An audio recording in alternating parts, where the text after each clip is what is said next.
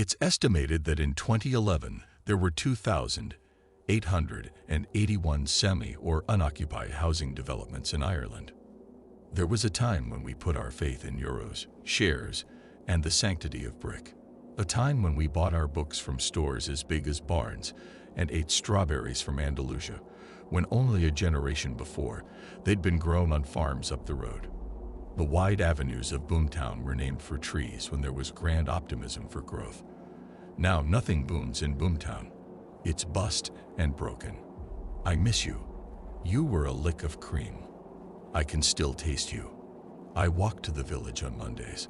I pull my shopping trolley, the 3 miles there and back along the lanes. I used to drive to the supermarket just for a pint of milk, without a thought to the cost of fuel. It doesn't matter now.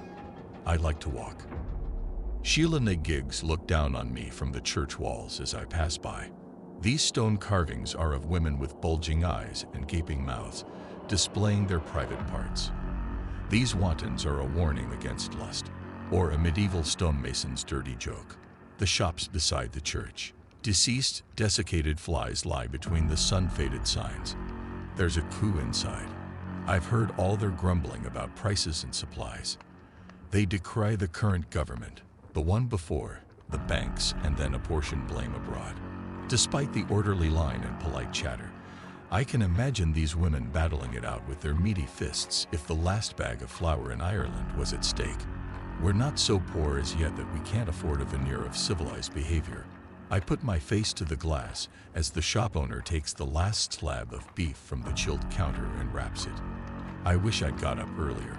I would have spent half my week's grocery allowance to smell the marbled flesh sizzling in a pan. The bell jangles as I push the door open. A few heads turn. A woman leans towards her companion and whispers in his ear. I catch the words blow in. I'm a Boomtown interloper, buffeted by changing fortune. There's a pause before the man looks at me. His salacious glance suggests he's heard scandalous stories. I've no doubt a few of them recall me from before, when I first came here to talk to them about my book. There was a certain glamour in talking to me. I take my time considering the shelves' contents while the others pay and leave. There are budget brands with unappetizing photos on the cans, boxes of cheap-smelling soap powder and white bread in plastic bags. I tip what I need into my basket. I want freshly ground coffee. I can't help myself. I'm the Boomtown bitch. It's cruel. The shop owner's never done me any harm. She always offers me a slow, sweet smile. It's fading now. We only have instant. Olives then.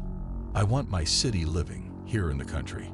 I want delicatessens and coffee bars, fresh pastries and artisan loaves. She shakes her head. Anchovies, balsamic vinegar, risotto rice. The world was once a cauldron of plenty. I only have what's on the shelves. She's struggling to contain herself in the face of my ridiculous demands. I sling the basket on the counter where it lands with a metallic thud and slide. There's a dogged precision in how she enters the price of each item into the till. She doesn't speak but turns the display to show me the total, waiting as I load my shopping into the trolley.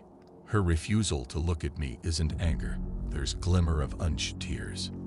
It's not her fault. It's yours. It's mine. I feel sick, yet another thing that can't be undone. I try and catch her eye as I hand her a note, but she's having none of it. I want to tell her that I'm sorry. It's shameful that I don't even know her name, and now she'll believe the worst she's heard and won't ever smile at me again. She slides my change over the counter rather than putting it into my hand. The bell above the door jangles as I leave. The chieftain stood before the 3 sisters, flanked by men bearing swords and spears, and said, "This is my land now." "We lived here long before you came," they replied. "By what right do you claim it? Where's your army? You can't own the land. It owns you." That was the eldest sister. "Rid yourself of such foolish desires." "No, everything you see belongs to me." "Do you own that patch of sky?" the middle-born said. The chieftain was silent. "Is that water yours?" That was the youngest. "See how it runs away from you." I want this land. The chieftain stamped his feet. Look at my torque. Even metal submits to my will. You'll be choked by that gold around your throat. The eldest stepped forward. You're master of oars and oxen, wheat and men alike. But not us. We're like the grass. We only bow our heads to the wind. The chieftain looked at them, pale witches in rags with swaths of dark hair, and there were the stirrings of a different sort of desire. The chieftain and his men raped the sisters, one by one. See, he said, I possess everything. We are ancient. We are one, and we are three. The youngest covered herself with the tatters of her clothes. We were there at the world's birth. We are wedded to the earth. We don't submit. We endure. A cold wind came in carrying rain, even though it was a summer's day. We curse you and your greed. The middle sibling swallowed her sobs and raised her chin. It'll grow so large that it'll devour you and your kind. Thunderbolts crack the sky. We'll dog your children's steps from womb to tomb. The eldest had the final word. When their fortunes in decline will rise again, no one will be spared our wrath. Then will to heal what you've rent. The eldest gathered up the other two and retreated to a place where the hills were at their backs and enfolded themselves in stone. The three sisters are a group of 3 stones that occupy a small plateau on the eastern side of the hills in County Meath. Their history has been retold for generations in the local village of. There are several variations of the tale. The one I've included here is the most detailed. Songs of Stones. Collected Oral Traditions of Ireland's Standing Stones by Grain Kennedy. I drove us from Dublin. You directed. You kept glancing at my legs as they worked the pedals, which excited me. It felt like you were touching me, sliding your hand between my knees. Turn right. The indicator winked. We were on Oak Avenue. Does this all belong to Boom Developments? Yes. I whistled, wanting you to know I was impressed. Left here. Then, this is Acacia Drive. There were diggers, trucks, the cries and calls of men. We bumped along the unfinished road. Stones crunched under the tires and ochre dust rose around us. Pull over here. You buzzed, happy amongst the evidence of your success. I asked the lads to complete some of the houses up here first. You ran up the road towards a group of men in jeans and t-shirts. The men looked at me when you turned away, and I could tell they'd said something smutty from the way they snickered. You returned, carrying hard hats and keys. Put this on. I refused to be embarrassed by our audience. I piled up my hair and put my hat on, back arched in mock burlesque. You took my elbow with a light touch, as if unsure of yourself. I liked that you weren't adept with women when you seemed so proficient at the rest of life. You guided me towards a house.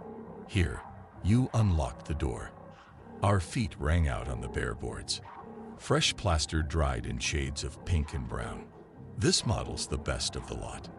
It'll be done to the highest spec. I followed you upstairs. Huge master bedroom. Nice and sweet too. It was the view that I admired most. The hills, the open sky was spread out for us. I couldn't tell you that I'd been here before your burgeoning success scared the land. That I trekked for miles under rotten skies that threatened rain, across open fields carrying my notebook, cameras, and a tripod. I didn't want to spoil the moment by making it anything but yours. You should have known, though, if you'd looked at the copy of the book I'd given you, my own modest enterprise, you'd have seen. You weren't interested in history, not the ones of Ireland's standing stones, not even mine. I was a woman of the past. You were a man of the future. We could lie in bed together and look at this view. Your tone had changed from business to tenderness, and I was beguiled by the use of we. Don't feel pressured. Just think on it. You said you wanted to move somewhere quiet to write. I can't afford this. You're looking to buy outright. This would be yours at cost price. Can you do that? I'm the MD, you laughed. Of course I can. I couldn't accept it. Grain, you'd be helping me. Selling the first few will help to sell more. Things snowball. This property will treble in value over the next 10 years, I promise. I didn't enjoy this talk of values and assets. I did like the prospect of us sharing a bed that was ours. I'll think about a smaller one, at full price. I'd always been careful not to take anything from you. Needs not erotic. It's cost price or nothing. Please, Grain, it's the least that I can do for you. The estate looks normal from this approach. There are cars on drives and curtains at windows. I can see a woman inside one of the houses. She bends down and comes back into a view with an infant on her hip. The portrait makes me wince. Madonna with child. She turns her back when she sees me. I stop at Nancy's on Oak Avenue, the main artery of the estate. Have a drink with me. She ushers me in and shuffles along behind me. Water rushes into the metallic belly of the kettle. I unload her groceries. UHT milk, tea bags, canned sardines. Pay me next time. Nancy snorts and forces money into my palm. I'll come with you next week, if you don't mind taking it slow. It's a long walk. Don't cheek me. Her spark belies her age. She must have been a corker in her time. I need to take the car out for a run.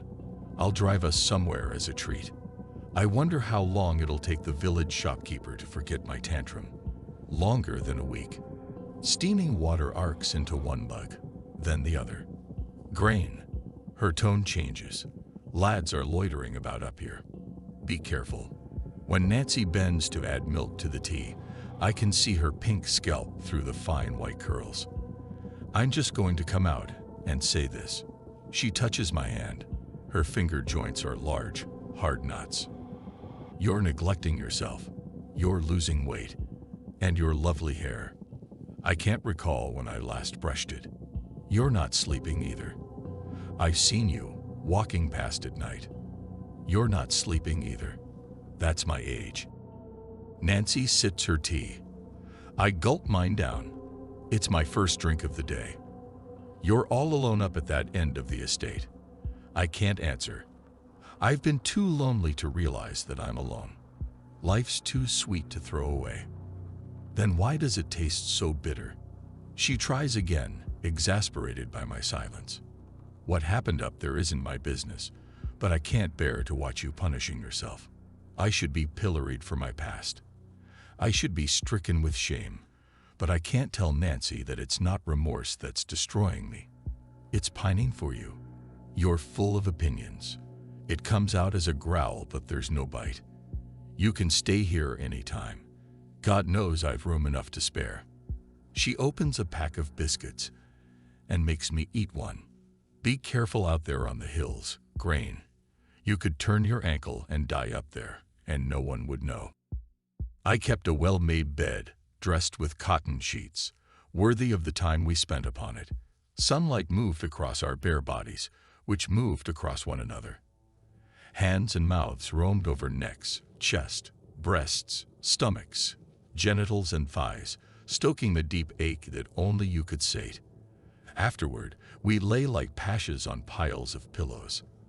I loved you from the first moment I saw you. That's a cliché. I meant to tease you, but it sounded bitter. You don't believe me. You don't believe anything I say. I do. I did believe you because I felt it too. From that first moment, I wanted to open my arms to you. I wanted to open my legs to you. I promise it wasn't just lust, because I wanted to open my heart to you too. I'm just someone you sleep with. Dan, don't play games to make yourself feel better. You don't need me, not that way I need you. Of course I do. You thought yourself the more in love of the two of us. Not true. I hated sharing you. I hated not knowing when I'd see you or when you'd call. You've never asked me to leave her. Do you want me to? Yes. You paused. No. Then. I don't know. I don't love her. I did once. I can't leave her now. Ben's still so young. But wait for me, Grain. Our time will come. I promise. Don't make promises. I wish I'd met you first. I wish it all the time. For so many reasons. The shortcut to Acacia Drive goes through Boomtown's underbelly. There's a square that would have been a green, but now it's the brown of churned mud. It should have been flanked by shops. Some are only foundations, others have been abandoned at hip height. A few have made it to the state of squatting skeletons. Piles of rotted timbers and broken breeze blocks litter the verges. An upturned hard hat is full of dirty rainwater. A portable toilet lies on its side, and I get a whiff of its spilled contents. I flip over a tin sign lying in the road, and it lands with a clatter. I clean it with the hem of my shirt. "Boom Developments," it exclaims. The symbol's a crouched tiger, its stripes orange, green and white. I go straight to bed when I get home, leaving my shopping in the hall. The once pristine sheets are creased and gray. I push my nose against the pillowcase but can't smell you there, only my own unwashed hair. Frustrated, I strip the bed and lie down again. I touch myself in a ferocity of wanting, but it's a hollow sham that ends in a dry spasm. I'll not be moved, not without you. I put my walking boots and coat back on. I feel the reassuring weight of my torch in my pocket. My premium property backs onto open country. I open the gate at the bottom of my garden and walk out to where the land undulates and settles into long summer grasses that lean towards the hills. Out here, away from the estate, nothing's inert. Buzzing insects stir the grass. The wind lifts my hair and drops it. A chill settles in, and I wish I'd worn another layer. I cross the stream, sliding on wet stones and splashing water up my jeans. The stream's unconcerned. It has places to go. The sun's sinking fast. The sky is broken by a string of emerging stars as night arrives. The ground rises, and I have to work harder until I'm climbing on all fours onto the plateau. The hills crowd around to protect the three sisters. This trio of stones are eternal, bathed in sun and rain, steeped in the ashes of our ancestors. They're more substantial than our bricks and mortar. They'll sing long after our sagas are exhausted. They outshine our light. The sisters cluster together. They're not angular, phallic slabs. Their Neolithic design looks daringly modernist, each shaped to suggest womanhood. The smallest, which I think of as the youngest, has a slender neck and sloping shoulders. The middle one has a jutting chin and a swell that marks breasts. The eldest has a narrow waist and flaring hips. I touch each in turn. They're rugged and covered in lichen. I put my ear against them, wanting to hear the sibilant whispers of their myths. I kiss their unyielding faces, but they don't want my apologies for ancestral wrongs. There's only silence. They wait, of course, for us to abate. I walk back home, not looking down, playing dare with the uneven ground. My torch stays in my pocket. You could turn your ankle and die up there, and no one would know. Death comes for me. It's a white, soundless shape on the wing. A moon-faced barn owl, dome-headed and flat-faced. I'm transfixed. It swoops, a sudden, sharp trajectory led by outstretched claws. How small have I become that it thinks it can carry me away? I've read that owls regurgitate their prey's remains as bone and gristle. I laugh, imagining myself a mouse-sized casket devoid of life. The owl swoops low over the grass and heads for Boomtown. I press my sleeve to my cheek. Dizziness makes me lie down. The long grass surrounds me, reducing the sky to a circle. I don't know how long I'm there, but cold inflames my bones. Eventually I get up and walk home, coming up Acacia Drive from the far end where the houses are unfinished. The street lamps can't help, having never seen the light. I'm convinced it's whispering, not the wind that's walking through the bare bones of the houses. Now that I've survived the menace of the hills and fields, I allow myself my torch. What should be windows are soulless holes in my swinging yellow beam. The door frames are gaping mouths that will devour me. I don't look at the house, but I feel it trying to catch my eye. There's something akin to relief when the road curves and I see the porch light of my home. It looks like the last house at the end of the world. You were in the shower sluicing away all evidence of our afternoon. Your clothes were laid out on the back of a chair. You were careful to avoid a scramble that might crumple your shirt or crease your trousers.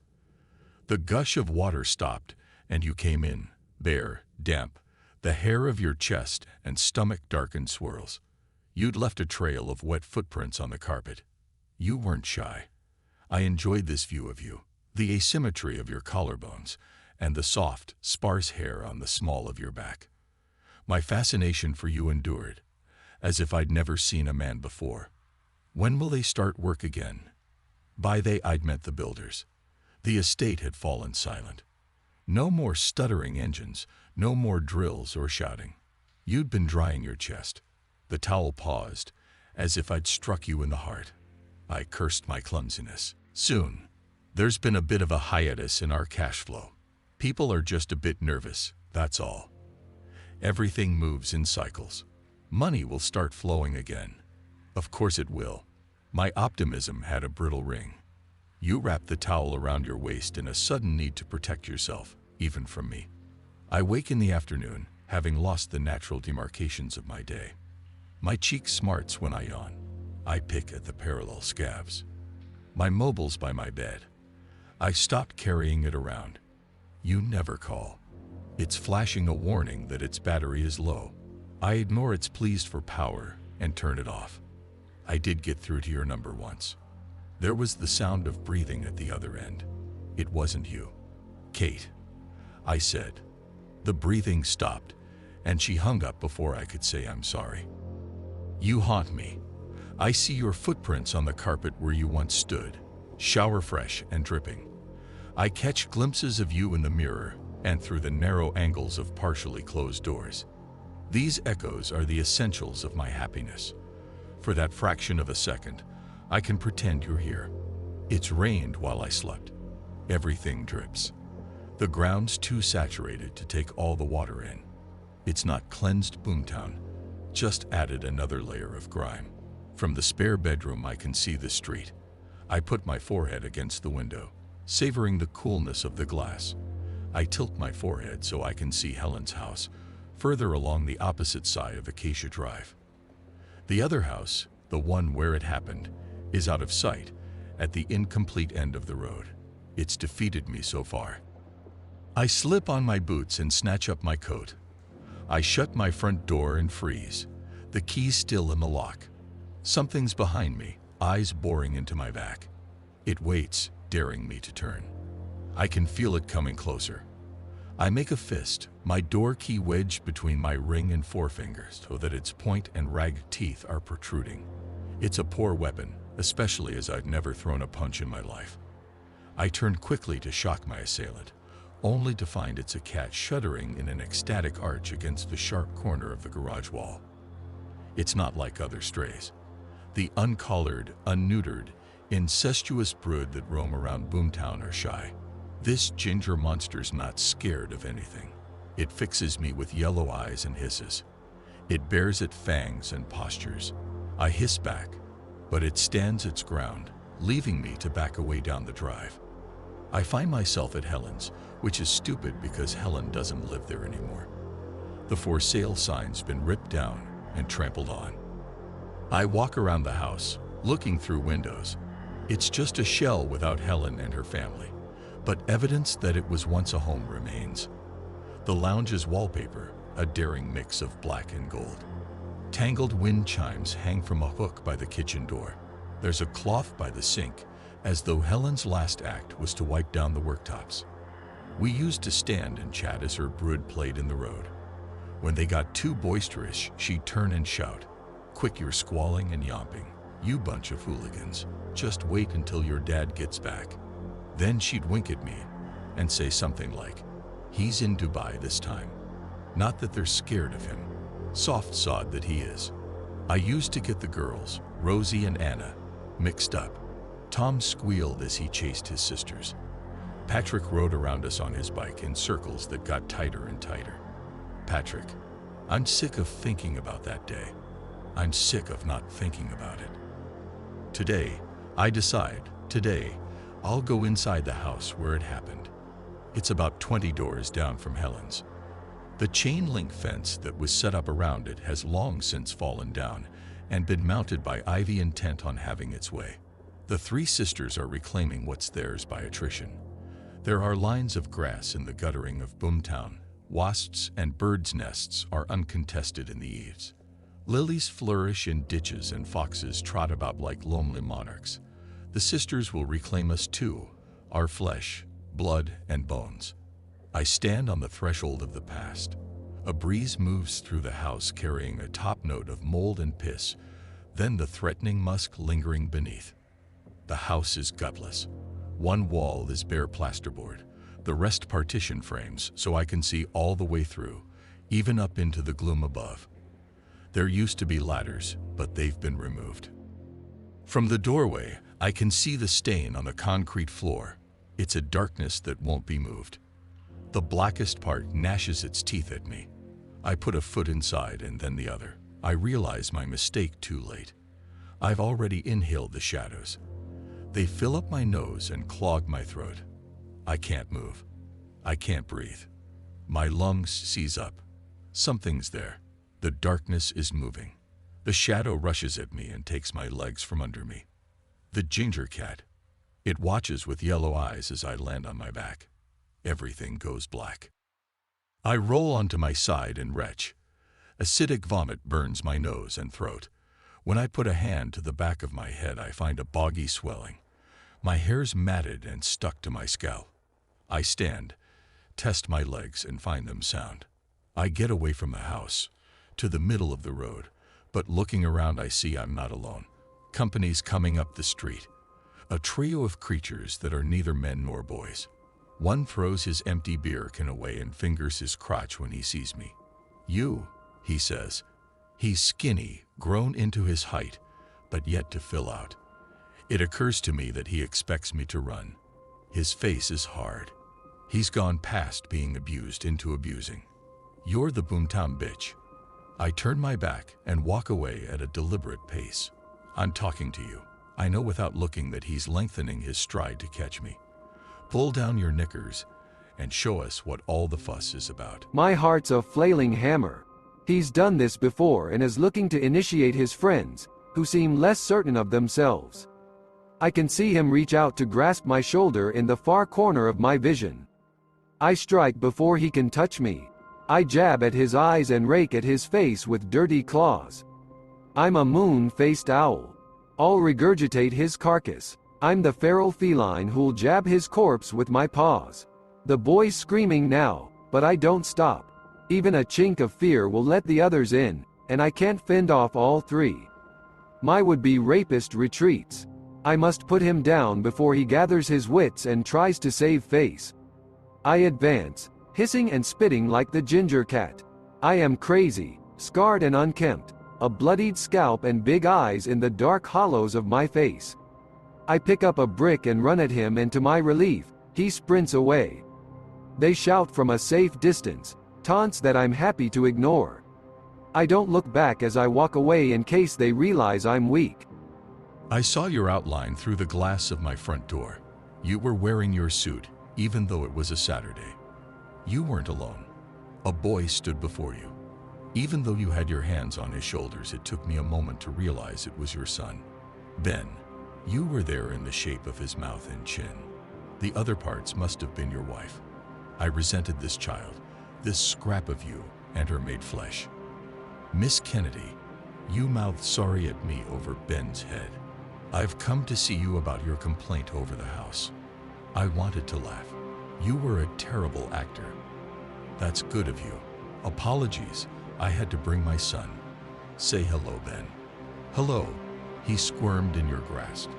I had to let you know I'd not forgotten you. Shall we make an appointment for next week? Would you both like a drink? I knelt before Ben, hating him because he was getting in our way. Would you like to play outside? It's a lovely day. I stood up and raised a hand. A plan already formed. Patrick, over here. Helen's brood were on their drive. Patrick cycled over. The bike was too small for him, and his knees stuck out at angles. Meet Ben. Can he play with you? Sure. Patrick sat back on the saddle. He'd no need for deference, being older than Ben and on home turf. The other children stood on the far pavement, waiting to take their cue from their brother. As long as it's okay with your father, of course. I couldn't look at you. Please say yes. My longing was indecent. Even the children would see it. You hesitated. Please say yes. Ben, you put a hand on his head. Stay with the other children on this road. Don't stray. I could tell that you were proud of Ben and wanted me to see him, but a dull, creeping jealousy stole over me because of the trinity of Dan, Kate, and Ben. This way, Patrick beckoned, and Ben followed, glancing back at you. I can't stay long, you said as I closed the door. We raced upstairs. Won't your neighbors wonder when they see Ben? Won't they guess? Who cares? I didn't. I was too busy with your belt. There was a sudden shriek of laughter, and I stopped you from going to the window by snatching at your tie and pulling you into the bedroom. Leave them. They're enjoying themselves. So are we. You hesitated again, and then undressed, your ardor cooled by the tug of parental love. I shoved you, ineffectual considering your size. Your carefully folded clothes enraged me. You'd brought your son to my door. You'd been honest about your life when you could have lied, but you'd been a coward and made the decision mine. I shoved you again. You picked me up and threw me on the bed. We grappled, and when you understood I meant to hurt you, you held my wrists so I couldn't mark you with my nails. You didn't kiss me for fear I'd bite. I wish I'd known it was the final time. I wish we'd taken it slow. I'd have savored the slip and slide, then the sudden sensation of you inside. You dozed. I watched. Your breathing changed to slower, deeper tones. I treasured the minutiae of you, the banal details that made you real, like how you took your coffee, brushed your teeth, the slackness of your face in sleep. The doorbell rang, a sudden sequence of chimes that struggled to keep up with the finger on the bell. A fist hammered at the door, followed by shouts. It went through my mind that it was your wife, that she'd followed you here spoiling for a fight. Then I recognized Helen's voice. Its urgency boomed through the hall and up the stairs. Silence. There'd been silence during our postcoital nap. No squeals or calls. I snatched up my blouse, fingers stumbling over the buttons. Dan. I reached for my skirt. Dan, wake up. You sat up, dazed. What is it? Helen, even in panic, saw the flagrant signs. The buttons of my blouse were done up wrong, and I was brayless beneath the sheer fabric.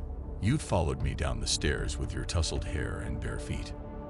You'd better come. I've called an ambulance. You pulled on the shoes that you'd discarded by the door. You and Helen were faster than I as she led us to the empty houses. 3 of the children were outside one of them. Rosie and Anna were red-faced from crying. Tom sat on the step beside them, staring at the ground. Stay here, Helen ordered them, even though it was clear they weren't about to move. I followed you from light into the shade of the house. It took a few moments for my eyes to readjust. The coolness inside felt pleasant for a second, as did the smell of cut timber. You and Helen squatted by the shattered body on the floor. Ben's silhouette didn't make sense, and I had to rearrange the pieces in my mind. His arms had been flung out on impact, but it was his leg that confused me. It was folded under him at an impossible angle that revealed bone, so white that it looked unnatural against the torn red flesh. Ben was a small vessel, his integrity easily breached. He must have fallen from up there. We looked up towards the eyrie that was the unfinished loft where Patrick perched astride a joist. A ladder spanned the full height of both floors, which is how they must have climbed so high. Helen's husband was at the top, reaching for the whimpering boy. A dark stain crept out from beneath Ben's head. His eyes stared at nothing. There was an appalling sound, a dog's howl, the scream of an abandoned child, the keening of something bereft and inconsolable. It grew until it filled the room. I realized it was you. I put a hand on your shoulder and said your name. You shook me off. I wake up on the sofa. It's early and the gray light of dawn creeps through the parted curtains. Sleep's not healed me. I smell of spoiling meat. There's a dull throb in my head, but I can't locate whether it's in my eye, my teeth, or somewhere in between. I'm cold and clammy, as if in the aftermath of a drenching sweat. I go to the mantel mirror. There's enough light now to see that the marks on my cheek are raised, the scabs lifted by lines of pus. I touch one, and it gives under gentle pressure, bringing relief and yellow ooze. The back of my head feels like it belongs to someone else. I eat a dry cracker, drink a pint of water, and then vomit in the kitchen sink. There's a pounding now at a different rate and rhythm to my headache, a drumming that escalates. It's outside the house. Hooves thunder on the earth. Something's racing through the grass, running towards the rising sun as if about to engage it in battle. I go out to the road. Someone, perhaps my failed assailants from yesterday, have spray-painted filthy graffiti across the front of my house. It doesn't matter. The wind's changed and is bringing something much fouler with it. Things left too long without light or laughter. Things nursing grudges and dwelling on outrages for too long. My heart pauses and restarts. The horse's gallop makes me gasp. Its cadence changes as it hits the tarmac. This nightmare is gleaming black. Its rolling black eyes are wild. It tosses its head about and snorts. I can't look away. The mare slows to a canter as it approaches, circling me in rings that get tighter and tighter. It's big, a 17-hander, heavily muscled. It hits my shoulder on its next pass. When it turns and comes again, I have to dodge it to avoid being knocked down. Avseed, a bad spirit. I'd be safe from its malice if I'd led an upright life. It flattens its ears and flares its nostrils, then rears up before me and paws at the air as if losing patience. I try to edge to the safety of my open door, but it kicks out again, forcing me to retreat. It follows at a trot. Each step jolts my head, but I turn and run. When I shout for help, my voice is faint from lack of use. There's no one to hear it anyway. I try and dart up Helen's driveway, but the horse isn't confused by my sudden change in direction. It comes around me, right then left, lunging at me, kicking out if I stray, hurting me. I'm panting. My chest's tight, and the stitch in my side's a sharp knife. I want to lie down and die, to let it dance on me until I'm dust beneath its hooves. I'm at the house now.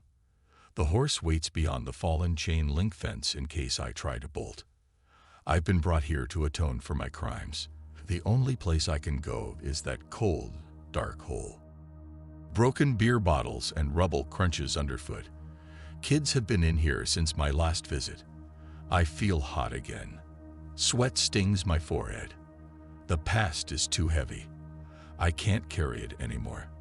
The stain accuses me. It rises from the floor and spreads itself across the wall. It's absolute, sucking all the light from the room. It smells my guilt and swells, emboldened. Its waiting is over. It's Ben. It's Kate. It's you. It's all the people I can't face. It's the sisters taken to the wing. They have hooves and paws studded with claws. They're done with waiting. They've risen up to smother us. They're not out there on the hills. They're not walking through the dying summer grass. They're not lingering by the streams, fingers stirring the water. They're not out there. They're in here,